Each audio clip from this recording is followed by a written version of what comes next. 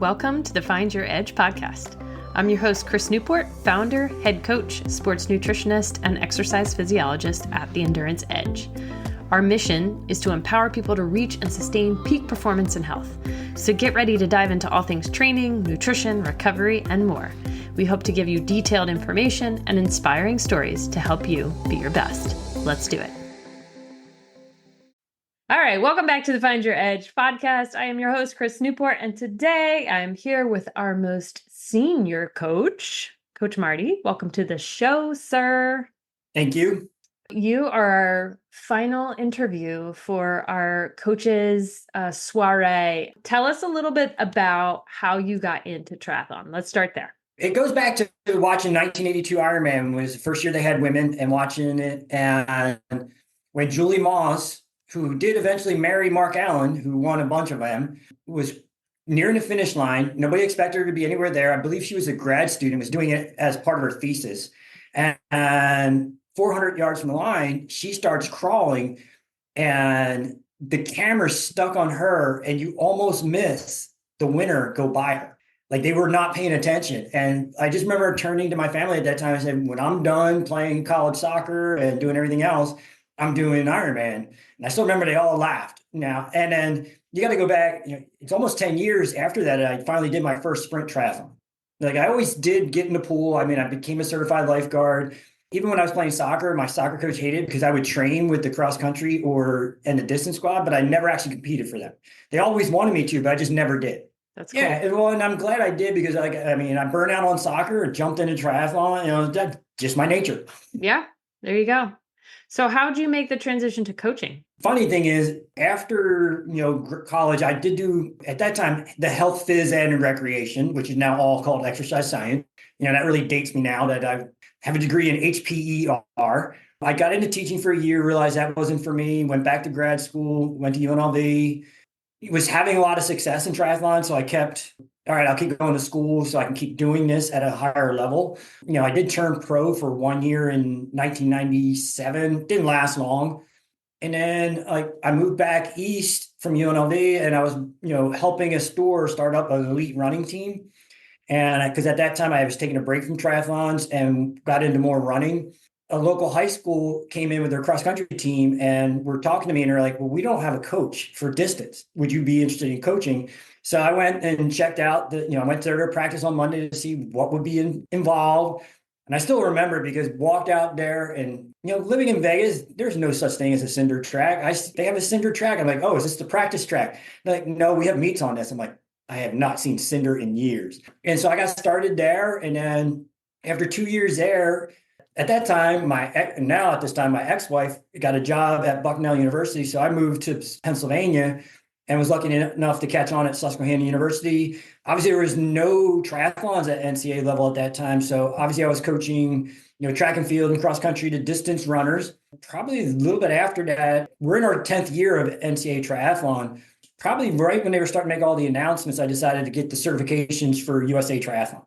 Cool. So you always say in our coaches meetings, we have a lot of Marty-isms. One is just be a bag of potato chips, but that's for another podcast. But you like to at least tell us, I'm not for everyone. So piggybacking on that, what's your philosophy or style of coaching? For me, it's definitely working individually with the athlete. Even though I coach a team here at Newberry, I still will do things individually within our plan. And a lot of that is based on, what are your goals? What do you want to achieve? I always tell my athletes here, like, look, whatever goal you always have to ask yourself one question first. Am I willing to do whatever it takes to achieve my goal? If you are, then I want to hear it. I don't care how lofty people might tell you. I want to hear it, because to me as a coach, I look at it, if an athlete tells me what their ultimate goal is and they're 100% committed, I look at it as, now we're both committed to that goal and we'll work together on it. The part that I'm not for everybody is, I think it comes from my coaching background and, upbringing from coaches I had in high school, just that style. And even working with collegiate athletes, like, if I give you a workout and it's on your calendar, I don't want to hear excuses. Or you don't have to put a note on everything. If you did it, you did it. To me, that's okay. I see that. Or if I see a lot of red, I'm not going to check up on you. It's like, you do the work or that's it. I've had athletes within this group that don't like to use their phone calls at all. And they're some of the best in terms of, okay, I know they're doing their work. And if they're reaching out to me, Mac did it this past week. He had COVID, and he was quick to say, I know you see the red. I'm like, when I see red for you, I know it's something serious. But like the other thing I tell my athletes too is, especially with collegiate, I don't sugarcoat anything. I'm honest. I'll be honest about what abilities you have in terms of your training, what it shows for a race. If you have if something's off, I'm going to ask you. I'm not going to be like, oh, next time. It's like, well, especially if an athlete and I go over a strategy and they go away from it, well, what were you thinking? We talked about all that. So maybe I'm more of a tough love type because that's my upbringing. And so, yeah, I'm not for everybody. But that's a good thing because we all aren't for everybody. And I love that you're very forthcoming about that style. So I appreciate it for sure. And you've had a lot of fasties on your roster that I think speaks to your style of coaching. So speaking of that, and I know you mentioned Mac, but has there been a memorable success story or achievement or situation that you've had either for yourself or one of your athletes or a group of athletes for that matter? I would say since working with this group, I would have to go with two, John and Holly, even though they're not with us anymore. Went in with certain goals. So when I started working with John, who had never did a triathlon, he was thinking 5:30 for Wilmington was possible. At first we're like, okay, maybe, we gradually brought him up to that point. And then next thing you know, he didn't know how to swim. Yeah. And all of a sudden, he breaks 5 at Wilmington. And Holly was getting ready for Chattanooga, her first. It was supposed to be a practice, a half Ironman before Wilmington. Thinking that, okay, maybe I can go 5:50. She was thinking break 6. It goes 5:25. It's like, and qualify for Worlds. She did take the spot. But it's like those are the best. Stories like that have had a lot of huge PRs from people, but they're probably the two most successful, went way above what their goals were. Yeah, that's really cool. What do you enjoy about coaching? It probably goes back to coaching in college and everything else. It's just the look on an athlete's face, because obviously when you're coaching track and field and cross country, you're right there with them, or the athletes I work, you see them right after a race. Maybe I don't see these athletes right after some of the races being more remote, but you can tell by their messages is the smile on their faces when they hit their goals. I mean, that just keeps me going, because I'll admit, I personally haven't raced really in 2 years, haven't enjoyed racing 5 years prior to that. I kind of almost lived through them because I just don't enjoy doing that part of it anymore. Yeah, and that's okay. And before we got on the call, I asked permission. Do you think this is related, perhaps, to some of your mental health struggles that you have shared, at least on Instagram? Oh, it definitely is. I haven't been diagnosed. Granted, it was late diagnosis. I wish I would have known in high school because my therapist thinks it goes all the way back to that. But, being diagnosed persistent depressive disorder, which means you really never have a high point. It's just you're up and down, but you're below what you would even call happy. With that, like nothing's ever good enough. I mean, if I could find it, it's somewhere in my house. It's one of the few things I've kept over the years. Like I do not have any of my race numbers, any of my trophies, nothing. Every time I move, it's like, okay, more time to unload it and get rid of it. I think I only have stuff from 95 and 97 Hawaii. That might be the only stuff I still have left from racing. But even if you were to look at the picture from 1995, I have the most miserable look on my face after finishing. It's like, okay, what's next? It wasn't the race beat me up. It was just, okay, what's next? Yeah. And then the modern era of racing, I just don't like it. I don't like got to the point where I hated being tracked all day. Yeah. Like afraid of being seen or something in a way. It was too much pressure because everybody expected me to excel every time I stepped on, because everybody saw what I did in the past. I'm like, I'm not that person anymore. My philosophy has always been, it's just at the end of it was just, it's me and the clock, me and the course. We'll see what happens. I never ever went into a race thinking that, okay, you can qualify for Kona or you can qualify for World Championship 70.3, because I learned, and playing to my current athletes, is you can't control what other people are doing. Like I can go to Lake Placid and go 10:15, but it might be a year where, a bunch of guys are going sub 10, so you really I really didn't go into races that way. With Tracker and everybody else is like, oh, you can do this, you can do that. I just got to the point where I just hated racing. Yeah. I liked old school where you just signed up, showed up. You had to go to the back of the Triathlete magazine to find where the races were. There really was no online place to look. you paid by check or cash day of the race. Yeah, for sure. Old school. Well, we are very lucky to have you, I would say, Marty. And I think one of your other skill sets, which I haven't asked any of the other coaches this, so this is unique to you, is some of your knack for programming and writing workouts, which that's not to say that the other coaches can't do it. That's literally our job. But I love how you keep a little bit of old school because we use Training Peaks now, and there's the ability to like build out a workout so it like spits over to Garmin and whatever. I like how you keep it old school. You write it in the description. It's like, this is what you're supposed to do. Do that thing. Why do you like to write them that way? Other than the tech part. I think when I write it out that way, it's easier for them to follow than looking at the build. Like, there's nothing confusing now. Okay, I got 3 minutes at this, 2 minutes at this, 3 minutes at this, 2 minutes at this. But then I got athletes who do work by FTP. Some we do it by percentages. Some are zones. I had a few that are RPE. I just think if you can write it out in the simplest way, the KISS method, keep it simple, stupid. Totally. Simple is better. And I think sometimes as coaches, we feel an expectation to like always be flashy and new and complicated. And it's like, no. There's only so many things you can do with endurance. That's like in the professional world, like collegiate coaching and stuff. You got coaches that will be very open about what they do. We share ideas. Then you got some that would be like, hey, I'm not going to tell you, or they'll tell their athletes, do not share our workouts. You can take pictures, but do not share what we're actually doing. And I look at those coaches and be like, look, nobody's reinventing the wheel right now. No. We're just making it better. Yeah. So there's no need to hide. Yes. You're doing the same thing as everybody else. You just do it differently. Exercise physiology, right? There's only so many ways that you can do a workout. We only have so many energy systems. I think the beauty of where an athlete can really excel, and you can piggyback on this if you'd like, is having a good relationship with a coach who believes in them and believing in themselves and doing the work and knowing that there is so much uniqueness to the individual because everybody is unique. Everybody has different genetics and different experience levels. So yes, there are only so many energy systems and only so many different types of workouts, but how does that fit more specifically to you? I don't do it as much with my triathlon team here, but there are once in a while where I could have like 6 to 8 women, and some of them might be doing one workout and some are doing another just because they're struggling with a particular part of the race or one of their energy systems. I did it all the time in track and field. Like I used to have so much fun with my teams at Susquehanna because I was coaching between men and women, like 40 to 50 distance runners during track. Wow. And in track, there's a lot more opportunities to do this because you have I was so specific. I would have my 800-mile group, mile to 3K group, 3K to 5K group, and then I had my 10K group. But when I wrote their workouts, there was quite often there would be 2 or 3 workouts for each group on the calendar.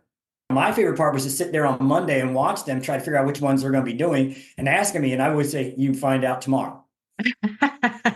I would never tell them, but you really have to understand your athletes. What are they struggling with the most? Or knowing when an athlete will respond better to sprint work. Like I have some of my swimmers respond better to going faster, and then some respond to better, like more speed endurance work. That's what gets them faster. They cannot sprint. Yeah. I watch them in the pool, and like when my one fastest swimmer is getting beat in short sprints, it's like, okay, you're not the sprinter. You're going to be more the speed endurance type. Yeah.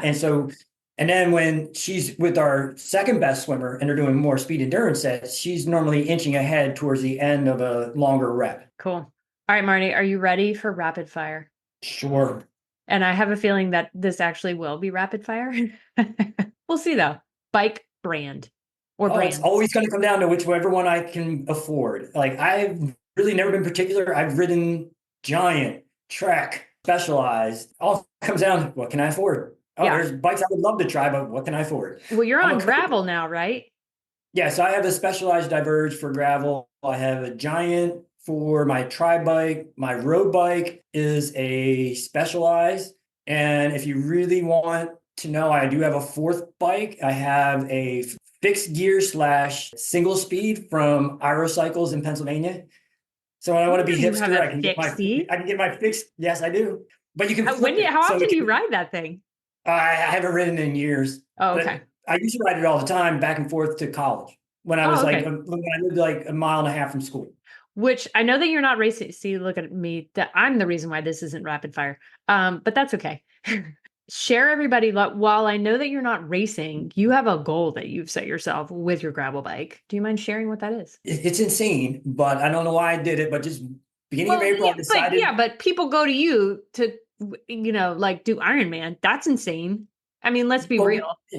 between indoor riding and getting outside, my goal is to ride 1,000 miles per month. I've hit it for the last 5. I'm slightly behind, but not by a lot this month. So, but I think I still have a shot at getting it. But the average will be over 1,000 over 6 months. That's awesome. The average is what makes the difference, right? It's just like fitness. If you Yep. miss a workout here or there, it's not going to be so meaningful in the big picture. What is your favorite distance? I've always been an endurance person. So it's like full Ironman, 140.6. Okay. Right now, what is your favorite discipline? Cycling. I'll be honest. Yeah, I got into with a good running background, but I was always a strong cyclist.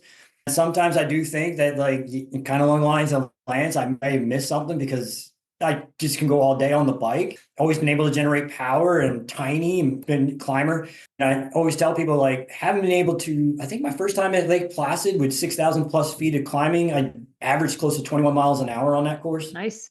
So I'm like, so cycling, yeah, it really was my true strength. That's cool. What is your favorite race? Oh, it's always going to be Kona, even though they watered it down a bit, but it's always going to be. When I hear all these stories about people going to Kona and this and that, I'm like, okay, yes, I can be an elitist with triathlon. It's not the world championship anymore. In what way? It really is. When I went in 95 and 97, it was 1,500 people total. Wow. Between men and women. And you had to qualify. No such thing as really roll down.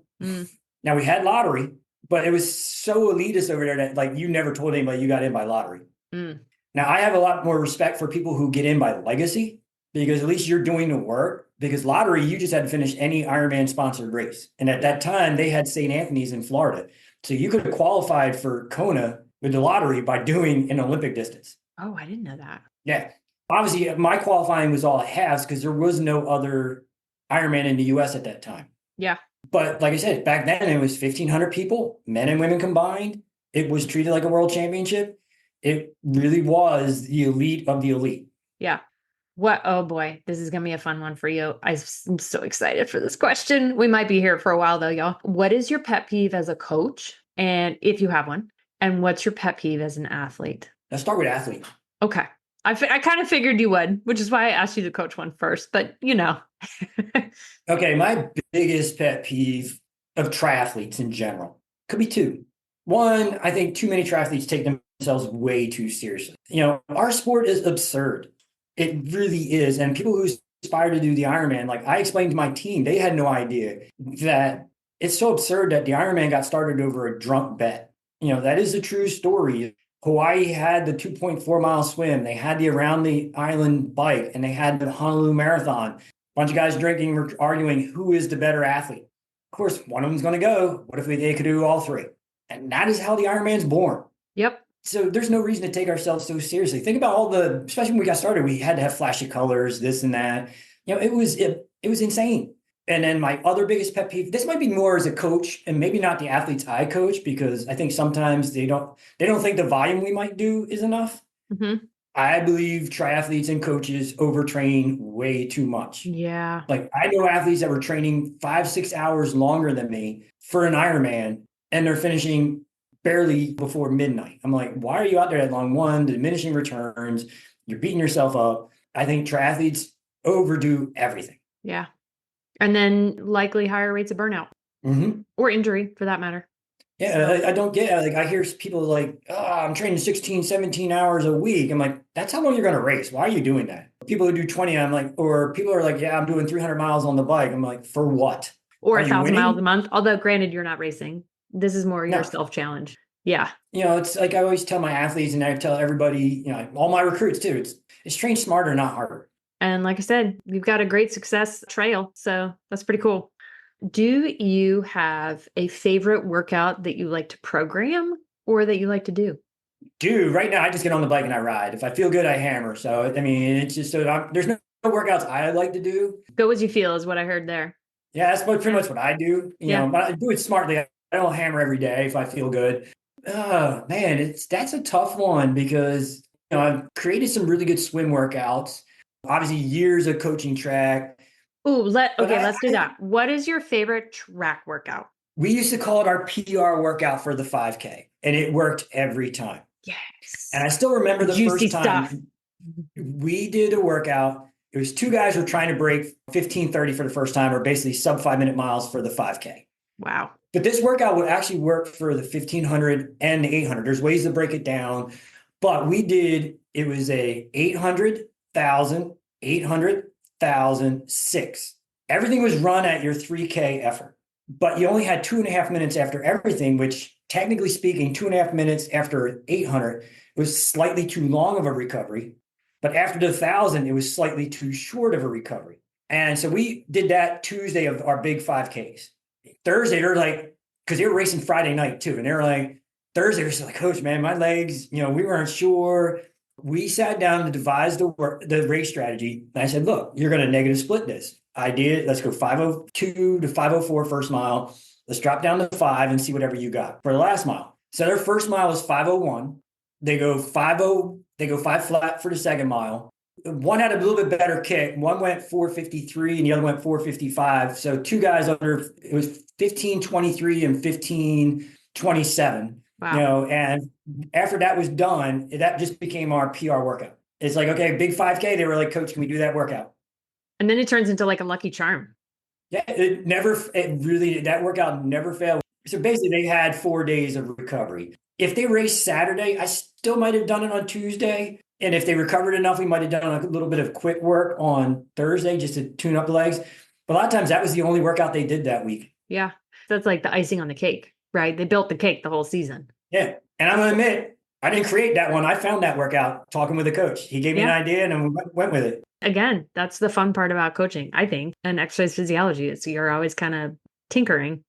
So when the men and women who were running the 5K saw that on the schedule, they're like, okay, this is a big race week. I'm going to PR this week. That's cool. We were Division III, no scholarships. I think by the time I left there, we had top woman went 17-14. And then we had, I think our entire top 10 might be under 18:30. So sub 6 minute miles for the women. I believe it was a total of 8 or 9 guys broke 15 while they were at Susquehanna with me. That's cool. Do you have a least favorite workout or that you just are like, never would I ever program XYZ that maybe somebody might get from like AI or something? I think in the world of triathlons, I am not the biggest person that will schedule a lot of bricks. Mm-hmm. Especially if you're working with an experienced triathlete, they've done enough. They know what it's like to run off the bike. Will I put some bricks in? Like I do give people optional bricks. Most of the time they will take it. Or if somebody psychologically will do better in a race or mentally do better in a race and they ask for it, I'll put it on there. But I'm not always the biggest proponent of bricks. Yeah, they are good at getting used to it. But I've also learned to shorten bricks as I've coached longer. Or like obviously in the collegiate format, you're redlining most of the time. Mm-hmm. So we do more on the trainer, run, back on the trainer, run, back on the trainer, run. So I don't do, with my teams, I don't do a traditional brick in that regard. That sounds real fun, by the way. That's my jam. We get intense with that one because we're lucky enough that our building that our bikes are in and our trainers are in has a ramp. So they're not tripping down steps. They're running down the ramp, have anywhere from a 3/4 mile loop to a mile loop that they hammer and then come back on and get on the bike. But I would say the way everybody uses bricks, I'm not the biggest fan of them. Is it because of the excess overload?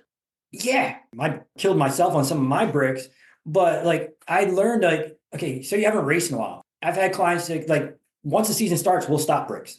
And then as the season gets closer, we might throw one in. They know what it's like, but they just need to experience once before race season starts. So it's more, you use it as more of like a race specific prep. Yeah, because once you start racing, like look at it, most of the clientele are racing 6, 7, 8 times a year. They don't need to do a brick that often. Yeah. You're already doing it every other week. Is there a workout that you maybe are like, never would I ever do that workout again? No, not really. Myself personally, no. I think, you got to look at workouts as, okay, you learn from it and then, okay, maybe that version didn't work out right. But if you tweak it, maybe lowering the volume or lowering the intensity, it could work what you want. I'll use the example. It's listening to your body. Like my cross country team, at Susquehanna, we were about to start a workout. It was cloudy all day. I went out to mark the course. We had a slight mist. And then like an hour before the workout, sun comes up, gets humid. I'm like, you got to be kidding me. And so we were just doing lactate threshold work. And they all had their heart rates and stuff like that. We knew, like we were very scientific. The first interval, they all hit their times, but I looked at them like, they're red in the face. That should not be lactate threshold. And so when I told them, I said, okay, I want everybody to take an extra 30 seconds rest.